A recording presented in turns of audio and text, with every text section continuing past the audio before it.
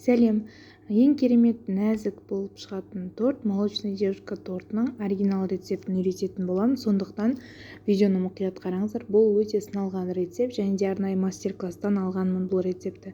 Міндетті түрде бір жасағаныңыздан шығады, сондықтан мұқият қараңыз. Ең алдымен ыдысымызға 4 жұмыртқаны жарып алып, үстіне тұз және бөлме температурасындағы сары май және де молоко қосатын боламыз. Молоконың сапасы жақсы болу керек, барынша қою молоконы алыңыздар. Осы ингредиенттерді жақсылап біркелкі масса болғанша миксерлеп алатын боламыз. Негізі қатты көп үрісудің қажеті жоқ, тек біркелкі масса болса болды. Енді ұн мен разрыхлительді бір-біріне араластырып аламыз да, осыны аз-аздан 2 немесе 3 бөлікке салып, жаңағы массаға салып, миксерлеп біркелкі масса шыққанша әдемілеп араластырып аламыз. Міне біздің тестамыз дайын. Осының қою сұйықтығы дәл осылай болады. Және де бұны пісіруге кірісеміз. Ең алдымен печканы 180 градусқа жағып қойып, ең жақсы качестводағы пергамент қағазын алыңыздар. Міндетті түрде оны 22 сантиметрлік сызып алдым. Ішіне одан кейін әр тестаны мен өлшеп құйдым 100 граммнан. Өйткені 100 граммнан болған кезде барлық қоржын бірдей болып әдемі болып шығады. Менде 22 сантиметрлік, егер де 26 сантиметрлікке жасаймын десеңіздер 140 граммнан теста құйсаңыздар, сонда сіздердікі әдемі болып шығады.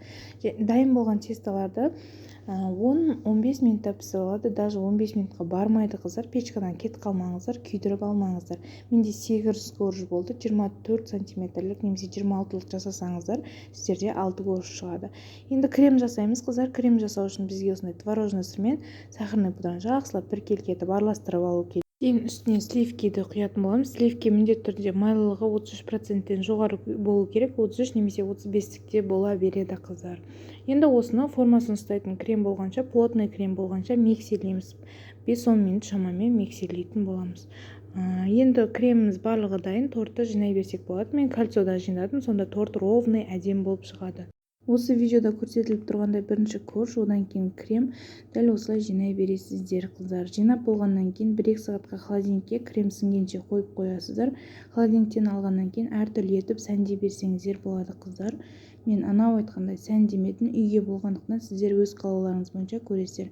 Қыздар, менің арнамда басқа да өте керемет торттардың рецепттері бар, дәмді тағамдардың рецепттері бар. Міндетті түрде арнама жазылып алыңыздар және де видео ұнаса міндетті түрде лайк басып коммент жазып кетіңіз.